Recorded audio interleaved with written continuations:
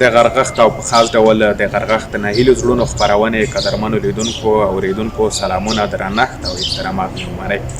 غرغښت ناهیلو زړونو خپرونې ته پخیر راغلی.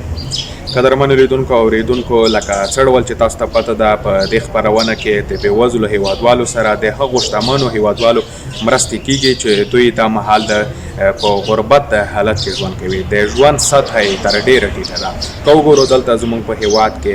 تر ډېره بېوزلي اوج ته رسېدلې ده. بیا بالخصوصا په خوست کې هم په زیات اندازه بېوزله هیوادوال شتون لري. دا ځل هم د دغه خپرونې له لارې یو هیوادوال مرسته کړې ده د خوراکي توکو چې دغه خپرونه مو ورته ځانګړې کړې ده او په شفاف ډول مو په هغو بېوزلو کورنیو باندې ویشلې ده چې دوی دا مهال د ژوند د ګڼو نعمتونو څخه بې برخې دي. د ژوند سطحه یې ټیټه ده، په بېوزلۍ کې ژوند کوي. که تاسو هم غواړئ چې د دغه خپرونې له لارې مو خپلې مرستې دا ډول بېوزلو هیوادوالو ته ورسیږي یا هغو هیوادوالو ته ورسیږي چې د ژوند سطحه یې ټیټه ده، په عموم کې د ژوند د ګڼو نعمتونو څخه بې برخې دي، نو سکرین پرده باندې چې کومه شمېره درته ښکاري په دې باندې موږ سره تماس ونیسئ. او یادونه کوم هغه هیوادوال چې په خارج کې ژوند کوي یا په پردیو مملکتونو کې د مسافرۍ شپې او ورځې تېروي او غواړي چې د خپلو بېوزلو هیوادوالو سره مرستې وکړي، نو وټساپ شمېره هم همدغه د وټساپ شمېره ته کولی شي موږ ته خپلې مرستې راورسوي تر څو په شفاف ډول یې بېوزلو او هغو هیوادوالو ته ورسوو چې دوی دا مهال په بېوزلۍ کې ژوند کوي.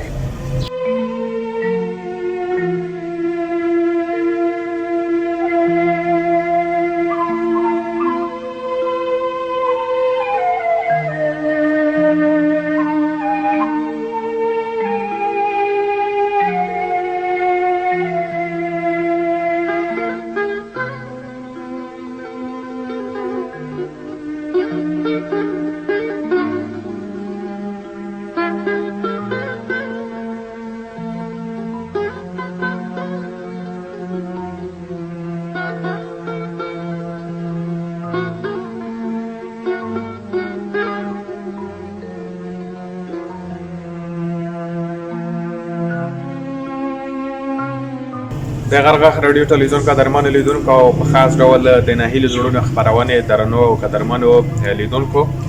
دغه ماشوم چې تاسو ګورئ موږ ورسره چې هغه ستاسو مرسته د دغه خپرونې له لارې کوو. پلار یې یو نیم کال وړاندې شاوخوا د زړه له حملې له امله چې یوازې سرپرست و هغه ومړ، نو د کور سرپرست یې دغه یو ماشوم پاتې شوی دی. نو دا مرسته چې دا یې واقعا رښتیا مستحق دی، دته هم دغه مرسته چې ورکوو د دغه خپرونې له لارې. بیا هم په تاسو غږ کوو چې د دغه خپرونې له لارې تاسو مرسته وکړئ تر څو موږ یې په مستحقو کورنیو باندې په مستحقو کسانو باندې په شفاف ډول وشو. دغه ماشوم یوازینی د کور سرپرست پاتې دی او نور یې څوک ښځې دي په کور کې، څوک یې نشته. یو زوی و د پلار چې یوازینی زوی همدغه دی او پلار یې یادونه مې وکړه چې هغه د ورپېښې ناروغۍ له امله ومړ، اوس یې د کور سرپرست همدغه پاتې دی. نو تاسو هم که بیا دې سره یا نورو کورنۍ سره مرسته کول غواړئ نو د ټلویزیون په سکرین باندې شماره درته ښکاري، په دې باندې موږ سره تماس ونیسئ تر څو دغه مرسته چې تاسو یې موږ سره کوئ په شفاف ډول او مستحقو کسانو ته ورسیږي.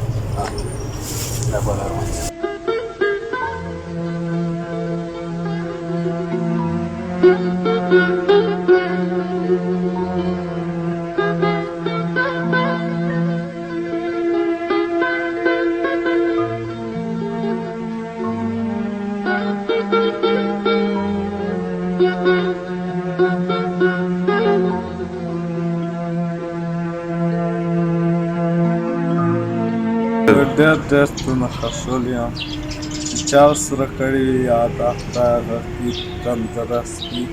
مشر یې زه یم، همیشه یو مختاویه یو هوټل کې خان معیوب یې ته که نه؟ ښه دوست معیوب یم. ګاډی چلوې؟ یه ګاډی چلوم که 50 سال گیم وکړو آخر ته لرم. میره هغه کیر کې سلخونه سلطان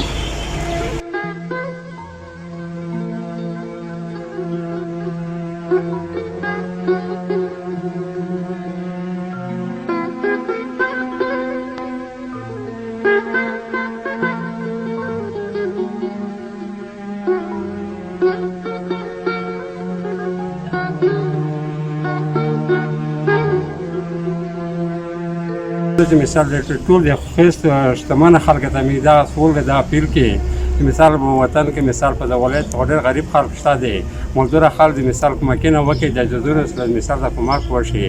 سرپناه ځینې خلک زنه نه لري مثال په کلي پروته دي مثال چارې لاره نشته هېڅ مزدورۍ نشته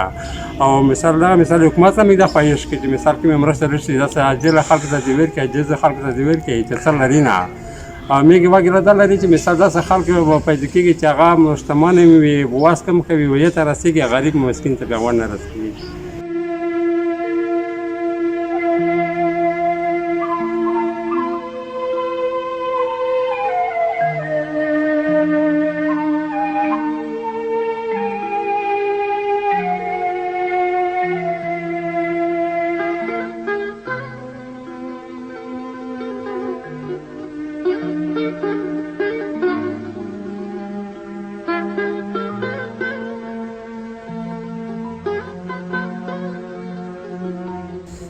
د غرغه رادیو ټلویزیون قدرمنو لیدونکو دا هغه مرسته وه چې یو تن هیوادوال د اتو بېوزلو کورنیو سره د غرغه د ناهیلو زړونو خپرونې له لارې وکړه بیا هم یادونه کوم که تاسو غواړئ چې د دغه خپرونې له لارې بېوزلو سره مرستې وکړئ او په ټوله کې د ټیټ لرونکي اقتصاد هیوادوالو سره لاسنیوی وکړئ نو په ټلویزیون سکرین باندې اړیکو شمېره وټساپ شمېره درته ښکاري په دې باندې موږ سره تماس ونیسئ تر بیا ښه وخت